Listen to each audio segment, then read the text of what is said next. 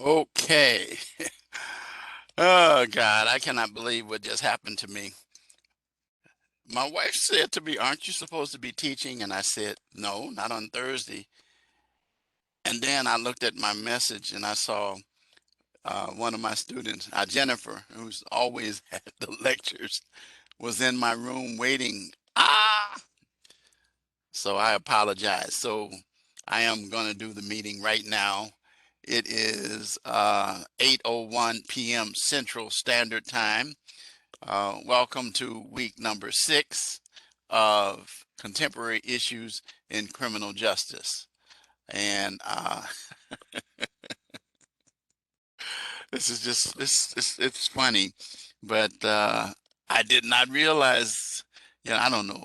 You know why? Because I have an alarm that I usually set to remind myself, and I forgot to set it for Thursday because Monday and Tuesday is when I've been doing lectures.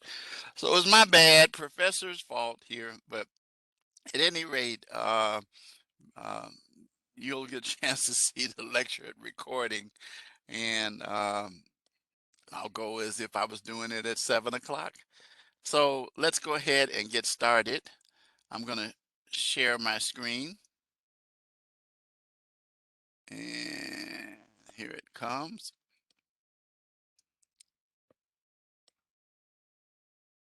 Okay. All right. So let's start out by looking at the calendar, of course. And you can see the month view. That's my view. And yes, it says 7 p.m. But uh, my bad, Professor Wright. I apologize uh, to the one student who always comes, and that's Jennifer. Um, so you'll get a chance to hear the recording as well. So everybody will still get it um, because this will be about an hour or so. So anyway, uh, for the live lecture tonight, and you can see that this is pertaining to week 6. Okay, the course ends on Tuesday the 8th. So the assignments are due on the discussion post, the initial post, and reply post, and your written assignment and the key phrase are all due on the 8th. So you want to be able to see that the course absolutely ends on the 8th. Okay, so let's look at the announcements. Week 6 announcements. So in this week, the final week, uh, correctional philosophies will be presented. And to prepare for this, I'll be talking about sentencing and correctional philosophies, evidence-based correctional practices, and best practices. And the lecture says 7 p.m., but you know what happened here. So your initial post, rehabilitation improvements, and your reply post are both due by Tuesday, the 8th, 11:59 p.m. Central Standard Time.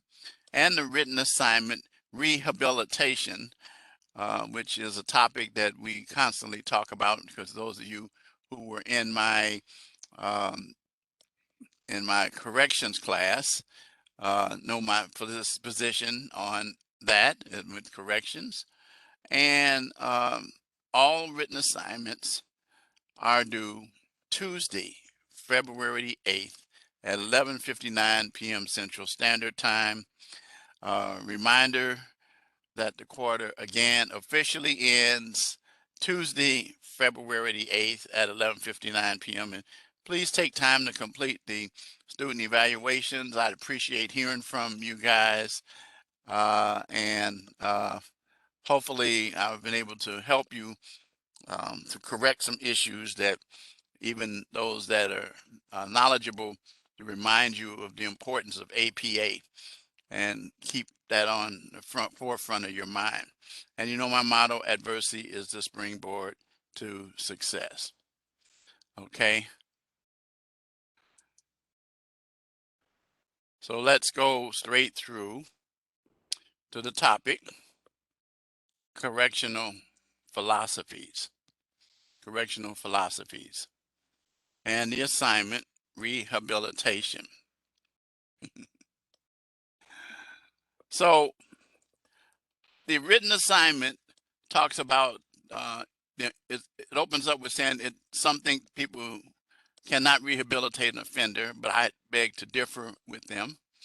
But it can be accomplished as evidence-based practices that we will talk about tonight. So what you're going to do is conduct research using the resources from this module as well as the library resources to deal with the techniques that are used based on evidence-based treatment for mental illness, addiction, lack of education, and other problems within the prison system. It's really the top three: mental illness, addiction, drug and alcohol, and then lack of education. 2, don't worry about this part. Conduct a personal interview. If you can, fine, but don't worry, I won't hold that against you. Um, a warden, prisoner, administrator.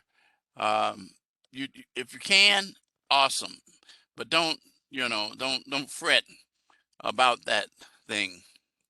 Particularly with the COVID issues, it's harder to do it. Even under the normal conditions, it's not that easy either. Then develop 2 additional methods by which you think rehabilitation can be accomplished within a prison with resources from the community for nonviolent offenders. Remember, those who are going to be most successful at rehabilitating, being rehabilitated, are individuals who you deal with those issues. And we're going to talk about that in just a minute. So in a 2 to 3 page paper, APA formatted, which means citations in the body and references at the end, Roman 12, double space with a cover page. Discuss the current techniques used by prisoners, used by the prison to, that you researched if you didn't contact, but research, as well as 2 additional ideas to help accomplish rehabilitation being used. You should know a lot about this from the courses that you've taken with me before. Mental illness, addiction, lack of education, and other problems. Be sure that the procedures are feasible and don't require an increase in funding. Or let me put it to you like this. It's kind of hard to accomplish that last part, but do the best you can. And I'll accept that in your paper. Remember, it says it again in the body. Provide references in APA format. The name of the person you interviewed, if you were able to, and the corrections facility where they work, as well as other resources. Should include, here we go, in-text citations and a reference page. So complete your assignment, double space, not single space, please, people. Save your assignment as a Microsoft Word. Very, very, very, very, very, very, very important.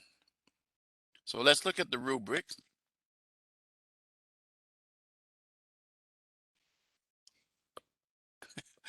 I feel so bad about this, but that's okay. It doesn't happen often. I think this is the first time that this has ever happened to me. But anyway, um, concentrate on the mastery column. You know that already. And notice what it says if you have unclear, tip off is that you don't have citations in the body and references at the end. Clear and comprehensive examination of techniques used to treat mental illness, addiction, lack of education, and other problems within the prison system.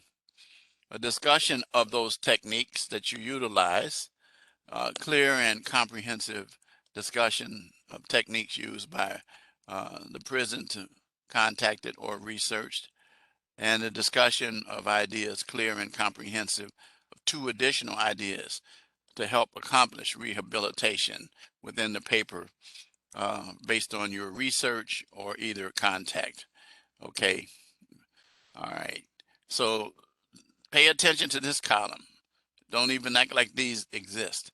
But if you get a grade, and remember, this paper is going to be probably graded by the time the course ends.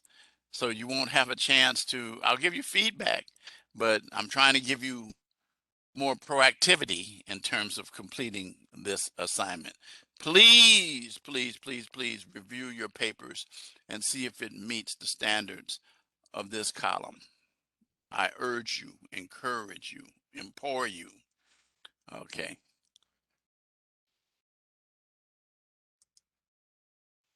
So that's the written assignment, rehabilitation. Then your discussion post that, of course, as I already said, is going to be due on Tuesday night, 11:59 p.m. Hi, Jennifer. Thank you for coming.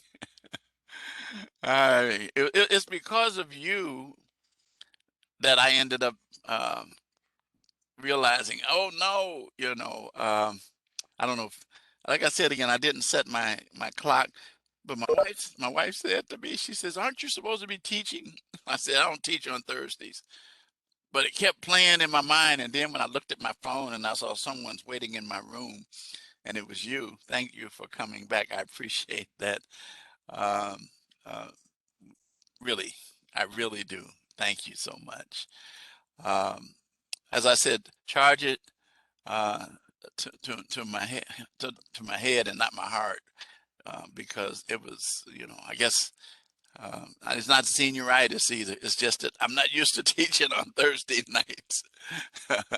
Okay, but again, thank you again for um, your presence.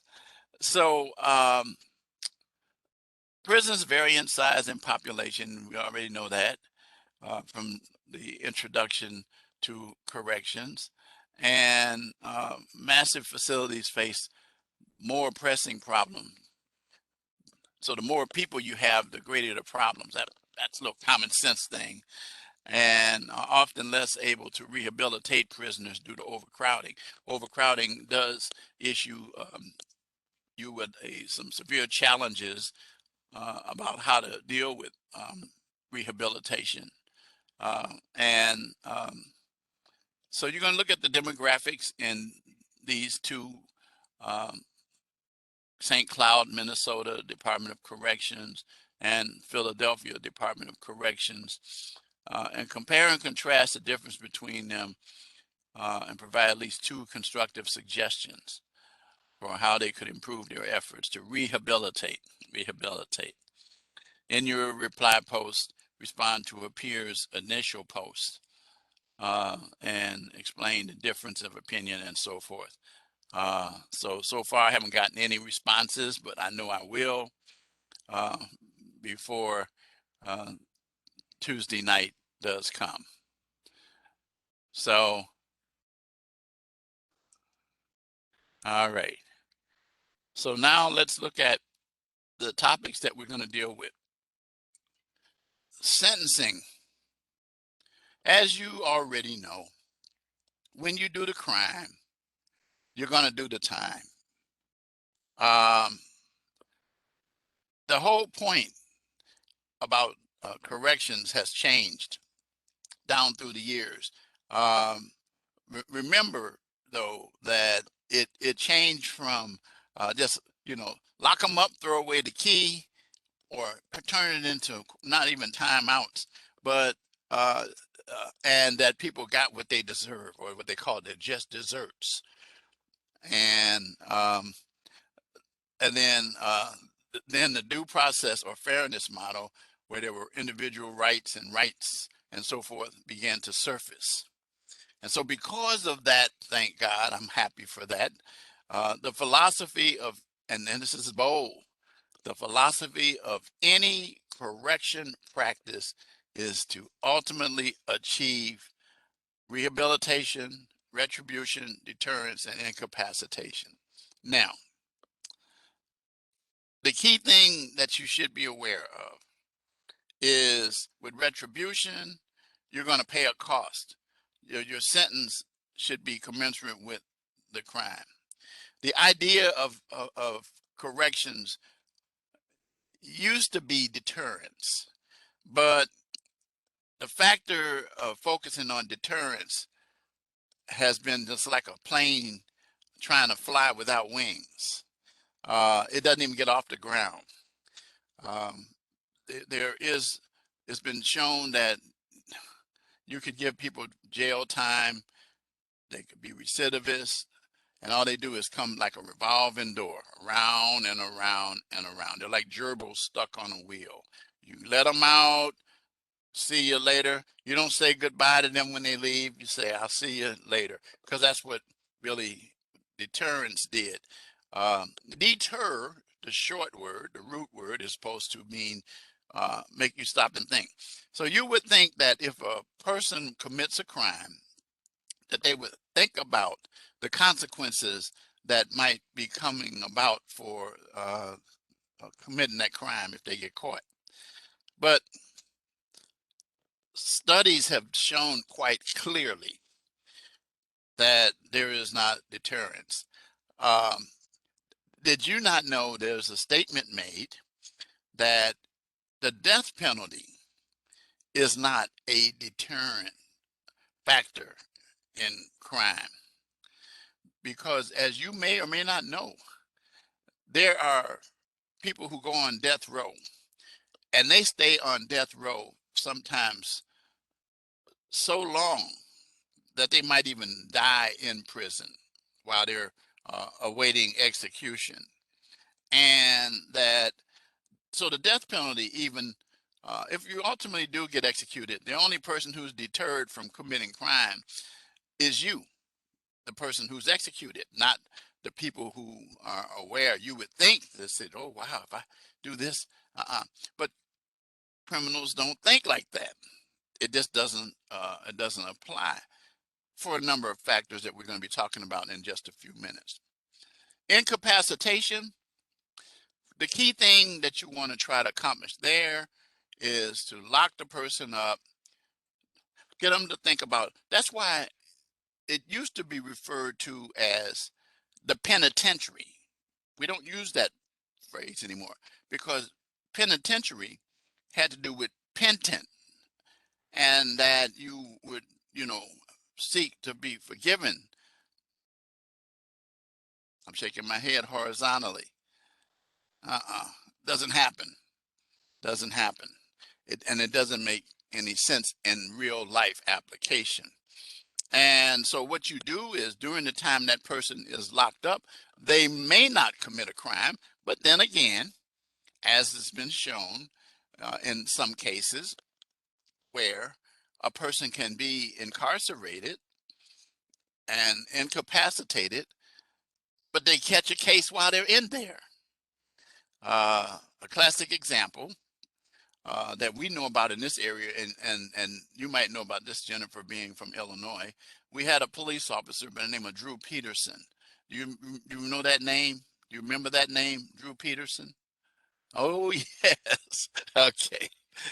Drew and the Romeoville campus, where I my base is right there in Romeoville, but it's right at Bolingbrook, and I had a lot of students. Well, Drew Peterson was a police officer, you know, who was involved with being found guilty of killing his, I think his first wife or second wife, drowning her, and then he was a suspect and still is a suspect. Uh, yeah, yeah, yeah, yeah. What we call is yeah, perfect crime. Yeah, so it appeared, but the other shoe always drops. It always drops, and it's going to drop, and it has dropped with him.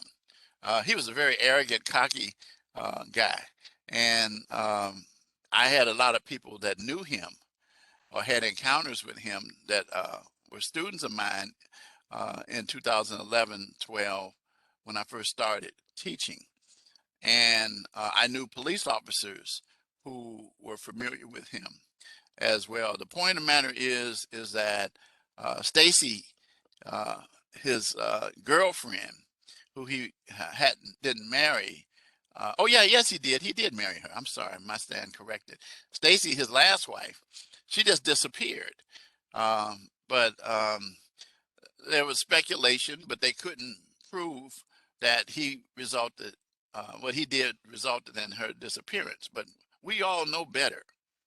And even to this time, she's somewhere in the vicinity of Plainfield. Some people think that she's part of the 355 expressway tollway that came about. Some people believe she's at the bottom of some bodies of water because there's quite a few bodies of water out in Plainfield.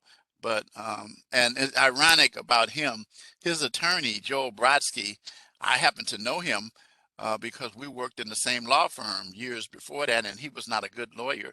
And as it turned out, he wasn't all that good for Drew.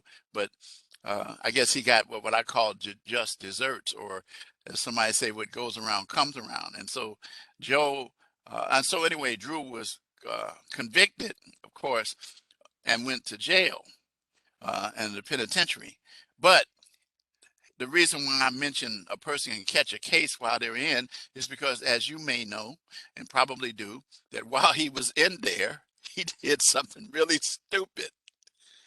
He talked to uh, one of his colleagues in prison, and somehow or another, uh, he discussed wanting to have the prosecutor, James Glasgow, who prosecuted him, to be knocked off.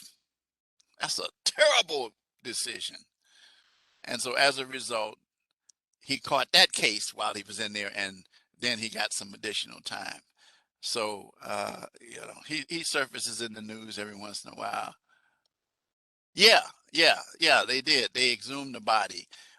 Exactly. That's how he ended up going down, because originally they thought that she had drowned, but they found bruises and things on her body when they exhumed her. Oh yeah, I followed this case very well even before I started working at Rasmussen when I was living in Richton Park years ago, and I turned on TV and I saw the rising story about 2010 or something like that. This guy on TV being interviewed, and I said, "Hey, that's Joe Brodsky. That's his attorney." And stupid, you don't take your client on TV.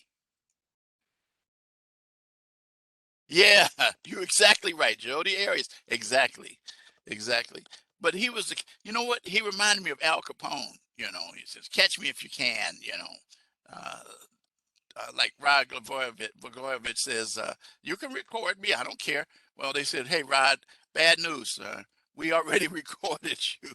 So the point of the matter is that he thought that he was some kind of not a Robin Hood. He thought he was going to be a folk hero, uh, like you said, a perfect person who uh, was above the law and would avoid it. But famous last words that we in law enforcement and criminal law say: your time is going to run out just like the sands from the top of an hourglass to the bottom. And it ain't going to flip back over and give you a new start. And so, anyway, so incapacitation will take that individual and hopefully keep them from committing crimes. Okay.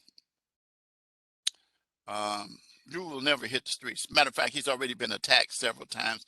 I had a couple of students who were correction officials, and they kind of kept me posted on what's happening with Drew. Yeah, he's a wanted man. So yeah, karma. Yeah, you got that right. That's why we say what goes around comes around. And bad part about it is that when it comes around, you don't see it because it hits you in the butt. And so anyway, we started during the first 70 years. Um, dealing with the rehabilitative era was, it was pointed out that with indeterminate sentences, the judges had a lot of authority, could release people when they got ready. Correctional officials showed um, uh, little reason for trying to correct the issue. So it says the philosophy at that time was that criminal behavior occurred because harsh conditions that the person came from, environment in which some children were raised, uh, and those kind of things, dysfunctional issues that were involved, psychological, or you may have grown up around violence like I did, but I didn't become a criminal. I became a criminal lawyer. I became a police officer and an investigator. But the key thing was that corrections began to move towards a recognition that we got to do something to fix this. And one of the ways of doing that was to begin to move towards the philosophy and theory of the topic of our discussion today, which is rehabilitate or rehabilitation. Not to punish someone, but to provide something to give the person new direction, uh, leading them to 12 o'clock, leaving them from 12 o'clock to 6 o'clock. You remember that one? From 12 o'clock to 6 o'clock? Yeah, getting you down to 6. And that's the thing. And when does this start? The very first day, even when you first come in. And so um, there were problems that occurred during the 60s. People didn't, they thought that it was naive. They thought it was um, mandatory. Look, it was an era that ushered in a strong emphasis on individual rights. Prisoners had rights, and viewed mandatory rehabilitation, education, training as gifts. But that was the wrong way to look at it. Who goes to prison or jail to get an education? I mean, I, I don't. That's a sick mind there. Okay, they need to be examined. That's not a way to get a free education. Okay, you try to get a free education with scholarships, grants, or you take out loans. Um, and so the government, it says was not trusted during this era. That doesn't sound like a new uh, philosophy. And so the point of the matter is we started dealing with the issue of fairness, which dealing with crime control and just desserts, getting what you're supposed to get. However, though, during the 60s, civil rights and civil liberties came along again, and the 70s ushered in philosophy of control, and that those who didn't like uh, rehabilitation insisted that judges have no discretion in sentencing. And then we moved from determinate to indeterminate sentencing, which gave stricter guidelines, which is very interesting because those of you who know about the news of the day here, that Jason Van Dyke, who was sentenced to 7 years, um, served less than half of his time in prison, and he is now, as we speak here tonight, a free man. You remember he was the police officer that was charged with 16 shots into the body of um, Laquan McDonald that was caught on videotape, showing that he wasn't lunging at the man. He was in fact going in the other direction, and that he had a little tiny knife and wasn't worthy of 16 shots. So he was found guilty by a jury. The problem is that the sentencing structure, the way it is set up, even though uh, and I'm talking to you, Jennifer, and I, who are from Illinois, um, you've heard me talk about it enough, and you know that um, starting in 1977, with what we call House Bill 1500, which I worked on when I was in law school and did my senior project on, um, ushered in uh, the sentencing for individuals where it was determinate, and we went away from indeterminate. However, though, even in determinate sentencing, there were still some holes that are still you still can, in some instances, get uh, good behavior, which I thought that they had done away with totally, but there were some loopholes in there, and so people wanted to take it out of the hands of the judges and get stricter sentencing guidelines. So that's why determinate as opposed to indeterminate sentencing. But again, as I said before, and I'll say it again, there are some holes in it. The average criminal, though, does end up receiving closer to the time that the judge says. But Jason Van Dyke's, the, the statute said, I'll put it like this: when he went in, everybody already knew how long he was going to be in if he stayed clean, which is what he did. And so because he was clean, they cut some months off of his sentence, as opposed to serving over half of his sentence. He served a little under half. And so indeterminate sentencing would be eliminated in our state for stricter sentencing guidance. Okay. That mandated the same sentence, regardless of the problem. And so since judges now don't have much control, with, once again, depends on what they sentence you under, which area of the law, as they did to the dissatisfaction of many of us, the Jason Van Dyke was sentenced with the lowest standard that they could, and that's how he ended up getting out so early. So using the guidelines, but the key thing is that it says that groups fought hard against allowing the government to mandate rehabilitation for inmates, and resulted in mass incarceration, more people going to prison than ever before. And so it says we had a lack of rehabilitation based on that. However, you will see in the next section that that's not true.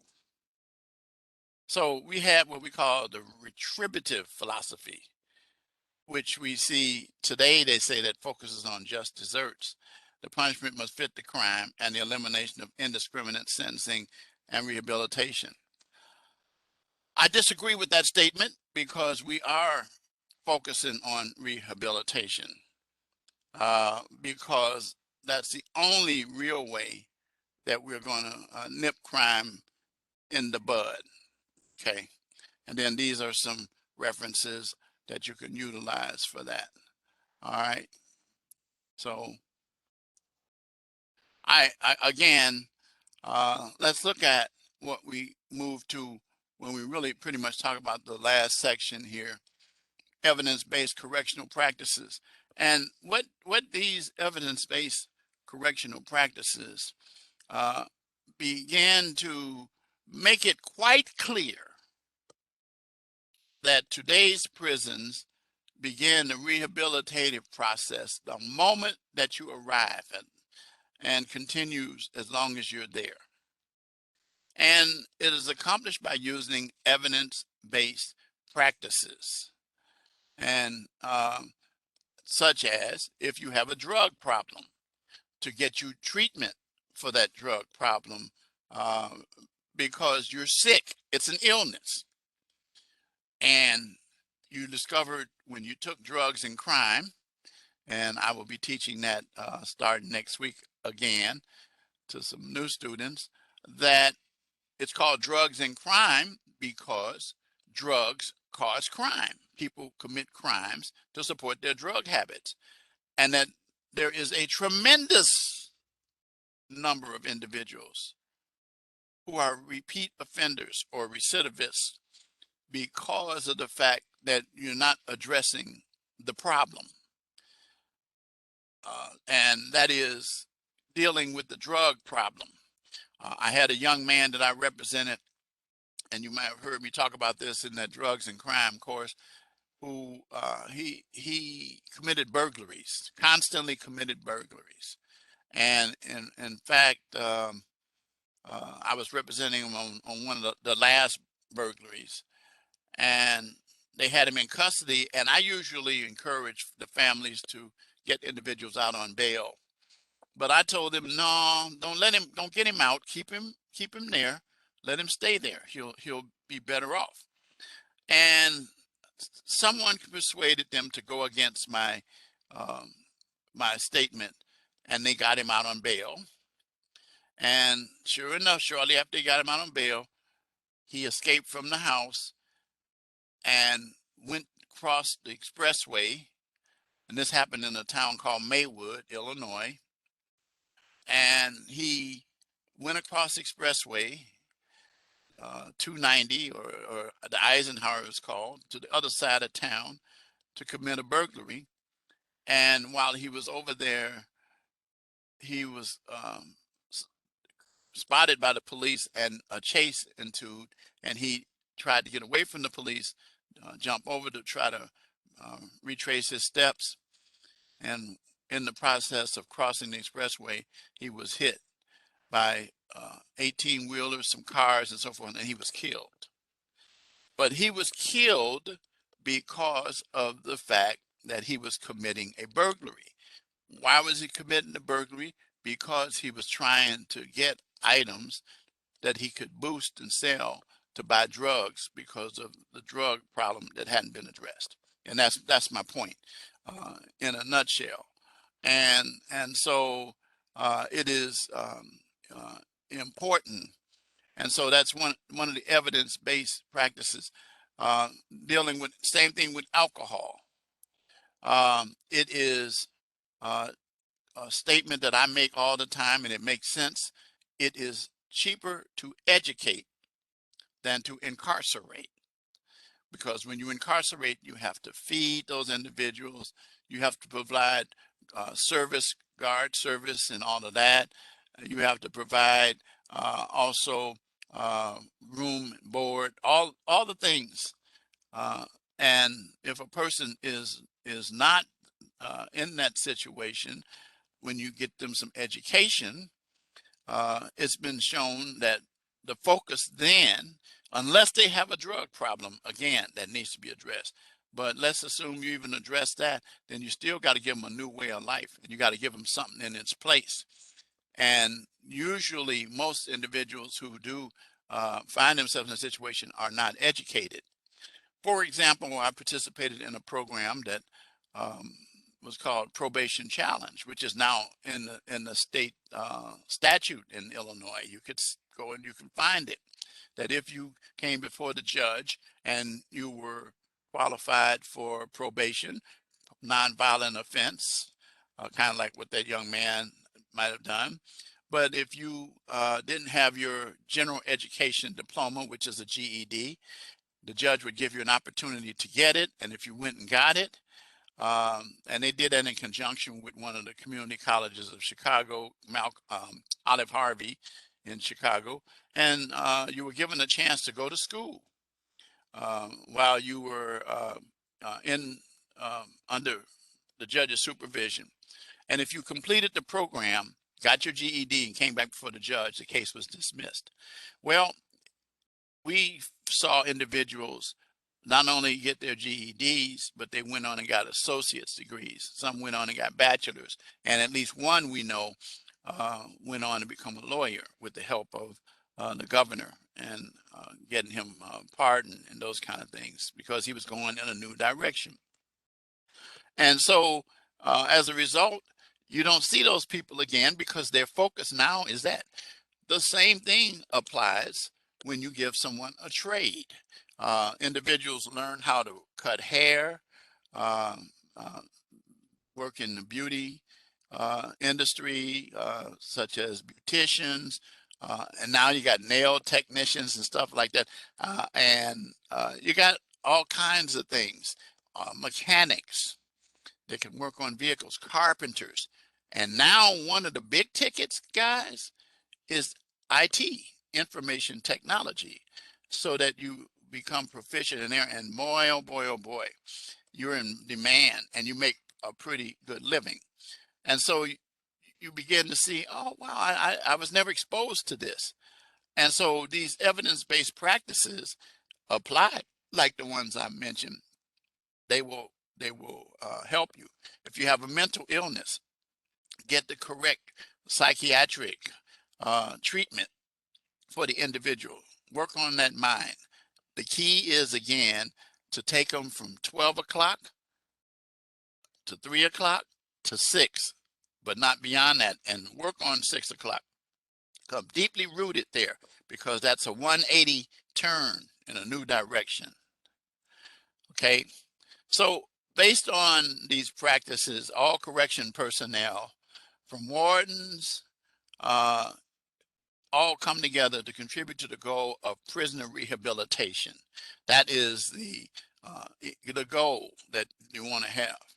And so we no longer view prison or corrections as a place to house those who break the law. And then the expectations, as it says boldly here, is that prisoners must be prepared to return to society.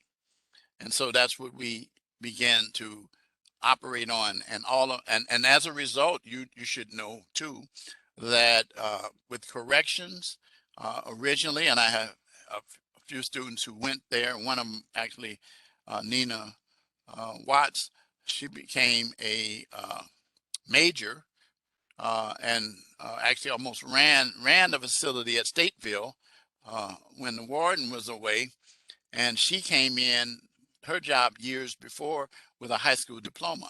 Well, they're moving away from that more towards the high end, almost the same thing as with probation officers, as I already told you, and parole officers, where the more education that they have, because you're going to end up being a social worker, caseworker, and those kinds of things.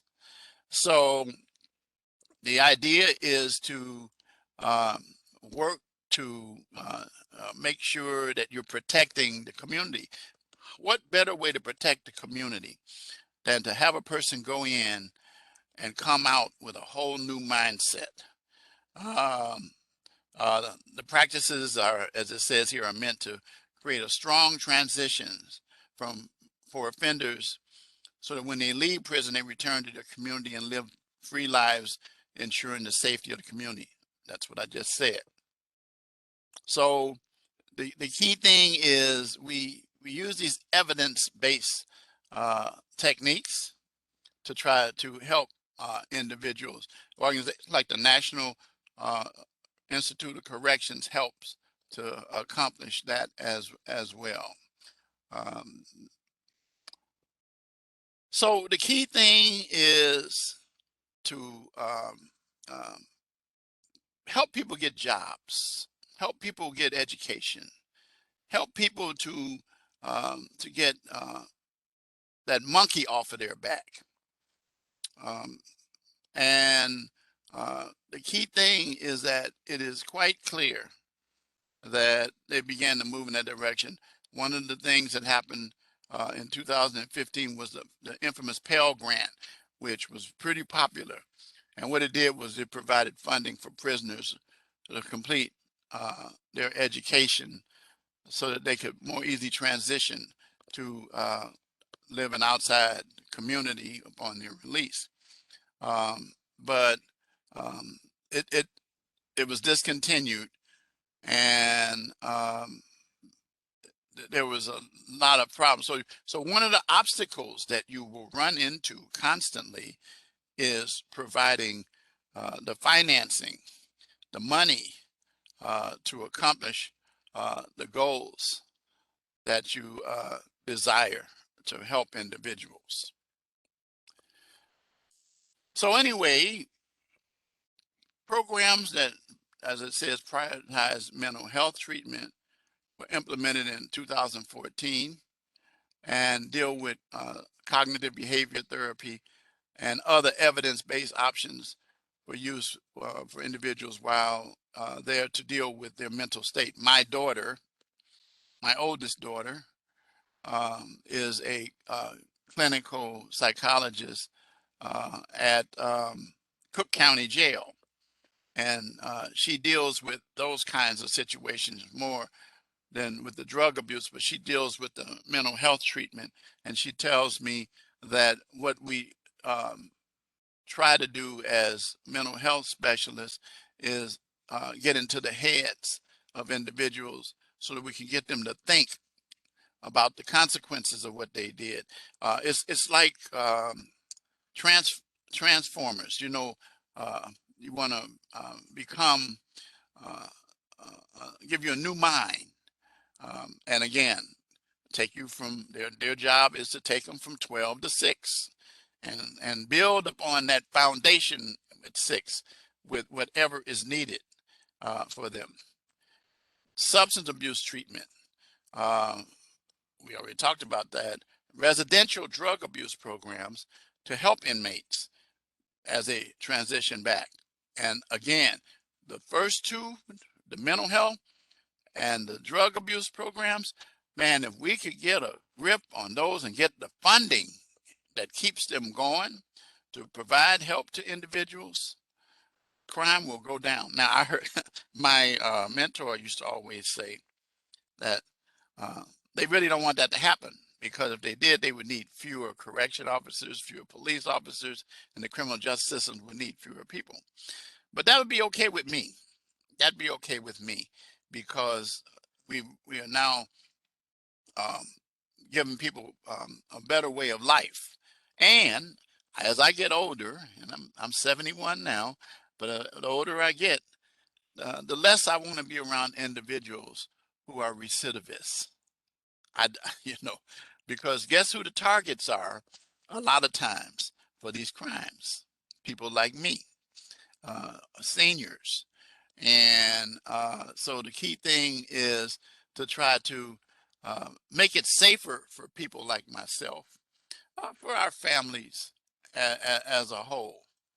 Um, and then we begin to build a strong family ties. You'll discover that a lot of individuals who are incarcerated, their family ties have been severed. Now, some I know the family ties need to be severed, because I represented my years when I first started to the time I retired, not only individuals, but their children and some of their grandchildren and cousins and nieces and nephews.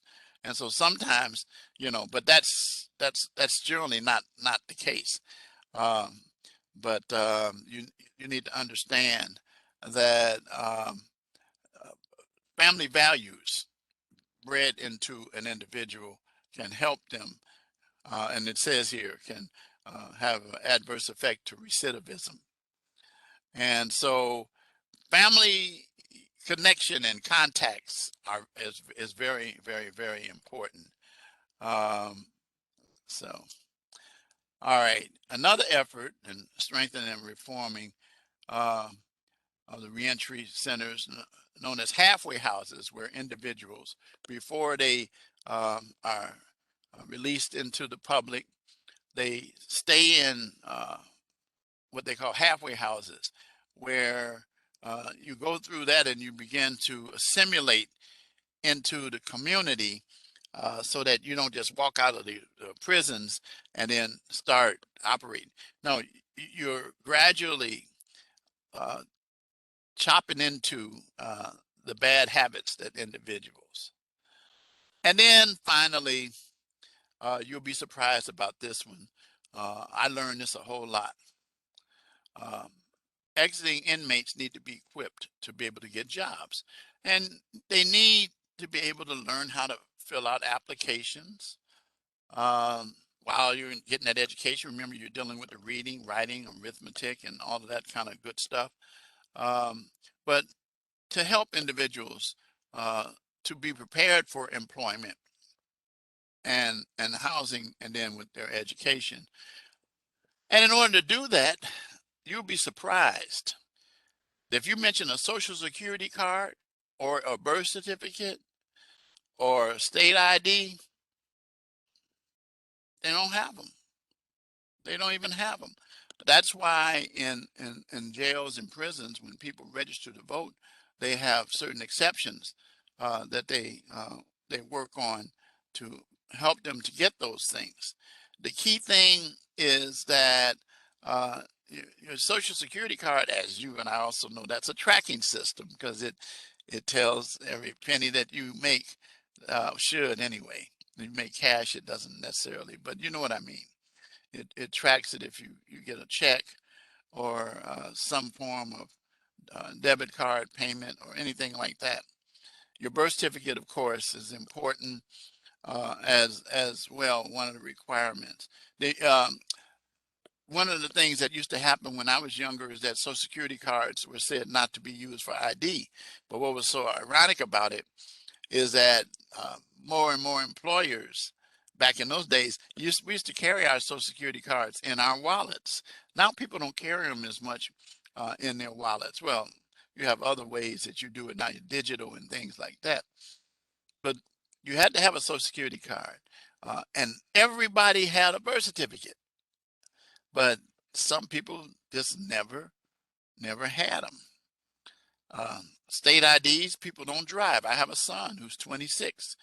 Because of some issues he has, he doesn't have a driver's license, but he has a state ID card with the Secretary of State of Illinois. I have a driver's license. I have one of those, what do they call those things with the star on it?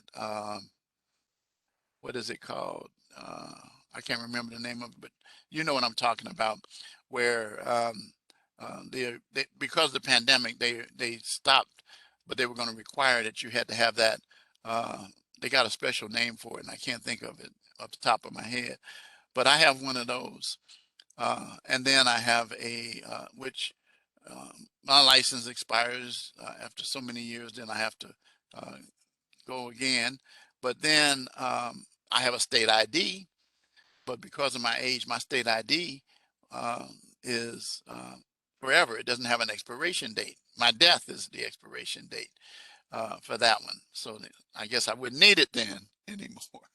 But the point of the matter is that individuals need to have these things um, in order to apply. Um, can you get a bank account without a social security card? Real ID. Yeah, thank you. Thank you. That's it. Thank you. No, you can't. And um, a birth certificate is less now, but um, I think can you get a passport without your social security card and birth information? That's right. That's correct. No, it's right. So the point of the matter is that you will be surprised, good people, of individuals who uh, don't have that. Think about this, guys. Individuals who are wrongfully convicted and they've been in, and you've heard stories about they've been incarcerated for 30 and 40 years, and they come out not just because technology is there, because when I came out of law school in 1978 there was no technology, but imagine you've been incarcerated during that area and then you come out now. It's like you feel like the Jetsons. The only thing that you don't see is flying cars. Well, now you're going to see electric cars that are not toy cars, that are actually, you say, what's that?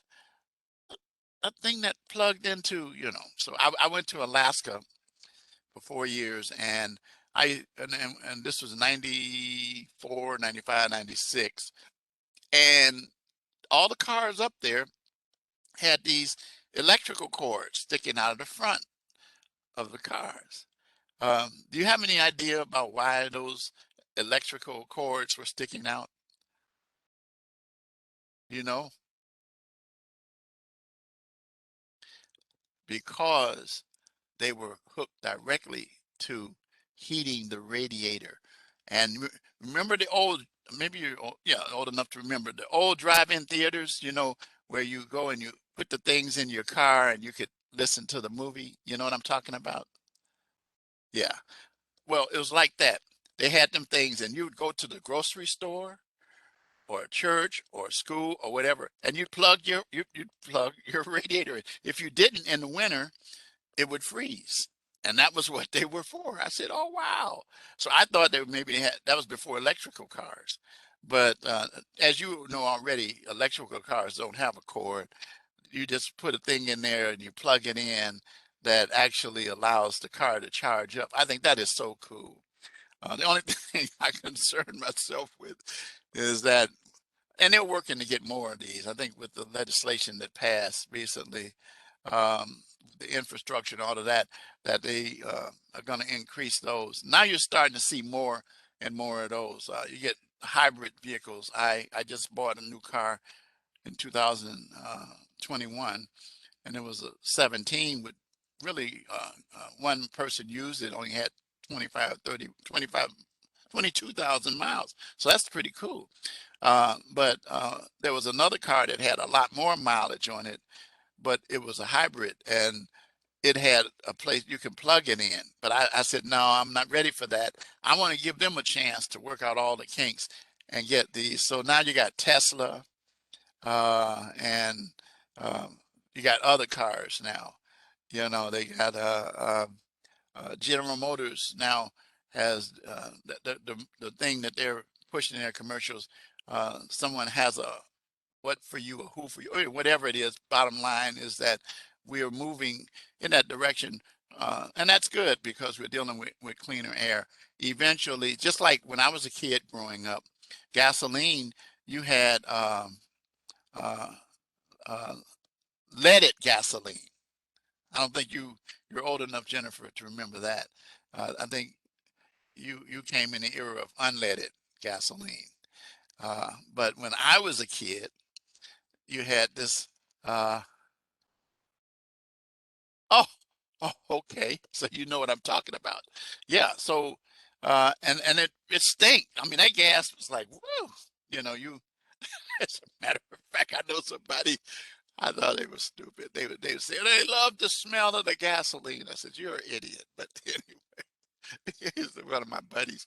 But you know what I'm talking about. But it also um, messed up the air, and we've become more conscious of the air that we breathe, and then cancer-causing carcinogens that get into the air and things like that. So anyway, we're moving in that direction. So, and now so then uh, the prisons themselves uh, provide the cost to cover getting the documents to give you a chance to start back into the community. So you can use this article as an example and click on it, and you can find some sources. This one as well. But I've talked about some, and you got an idea now about what evidence based is, and it's clear that from taking the introduction to corrections, that when you provide these things, that's why I sound like a broken record. But and I have had a lot of students who told me that they've had other professors, and some of my colleagues have come back to me and says, hey, Richard, that's a great idea, that clock from 6 to 12. I said, yeah, they're trying to do away with it because we got these digital clocks now. I says, but no, I go back to the old clock with hands on it, and be able to see that, even on your cell phones. Like this thing here shows like 9 o'clock straight up, so I'm about to terminate. But you know what I mean. It's a clear thing to be able to get people to understand that they to survive, you're going to go in a new direction. And then a lot of those people who do those things, they're able to come back and help other individuals, and they can relate to some of those individuals as well. So that's it. The last thing before I adjourn here is the best practices, but we've kind of pretty much covered the evidence-based practices um, dealing with helping individuals. But remember, there are some challenges, and the challenges have to do primarily with finances. And it says the challenges are the correctional institution often falls short in adhering to the above three principles. Okay, evidence-based, evaluated for cost, and modeled for the highest risk and to the highest need inmates. And if you fall short of that, you're going to have a problem. Doesn't effectively use all of the rehabilitative slots despite waiting lists, and it has a flawed approach. You know what? You cannot do this job in that position with doubt. You have to believe that anybody can be helped. That's the whole thing. And so there's some problems with trying to get these evidence-based practices uh, to be successful. Uh, it depends on how much effort, ability, and heart you want to put into it. And so there's these measures here are used to think about in terms of correcting the funding must show rehabilitation programs. Independent researchers consistently are studying the cost of the programs. Number three, reviewing review committee to put into place to review the offenders and see what we can do to help them constantly on a daily basis. Correctional facilities must improve the use of its current rehabilitative programs. Did you hear what I said? Number four, if you don't use it all, you know, it doesn't do any good to get more. Use what you have first. Max that out. Improve performance measured by requiring consistent oversight. And that's one of the reasons why we have educated people starting to work in these facilities. Okay. California inmates, they say reoffend at a high rate, 43%, and within 3 years they're back. And it's important to get these evidence-based factors to be involved. Okay. You want to reduce what we call criminogenic factors. And those things have to do with things like antisocial behavior, personality relationships, thinking like a criminal, poor family relationships, things that we talked about earlier to work on, low or poor school work performance, increasing an interest in education, and then, of course, the last one, dealing with drugs or alcohol abuse. We can't say enough about that. It's a win-win situation for everybody. Society is happy as crime rates decrease, and everything will be better. And that would be it in the end. Okay, but we got to stay on it. It's not the easiest thing in the world to do. Okay, any questions?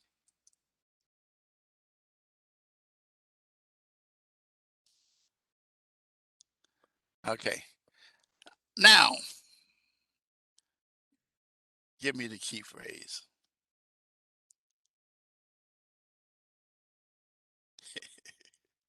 You have to be sleeping in this class.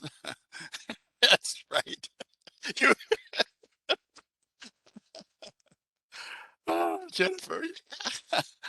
You know what?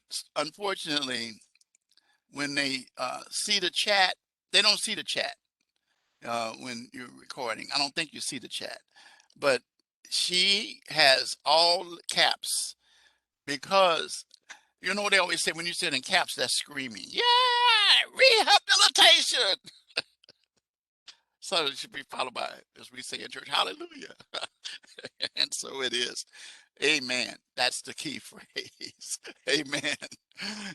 You missed a small A there, but I know what you were doing. But the point of the matter is yes, it is rehabilitation all day, all night.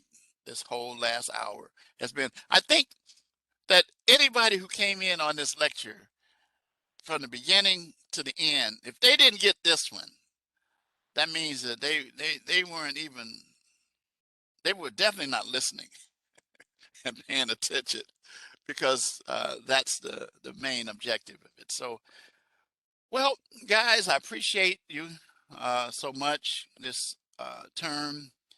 It's been a pleasure to have had uh, many of you who have been previous students in my other classes: drugs and crime, introduction to corrections, um, maybe even some others.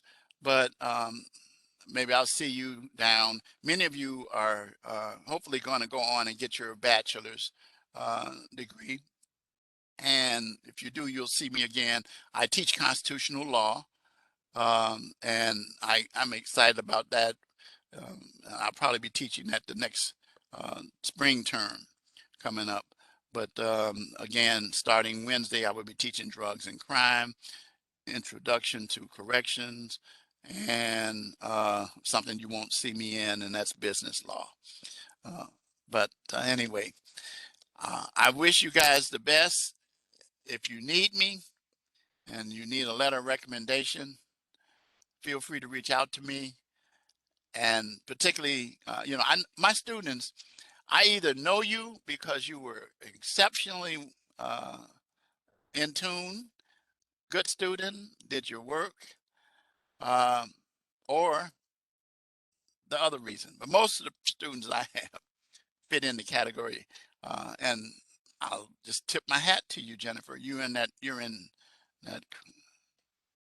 at the recording. Unmute me. Oh, okay. All right. After I do the recording, I'll unmute you. Okay. So I'm going to say good night, and I wish you guys the best. And I again look forward to seeing you down the road.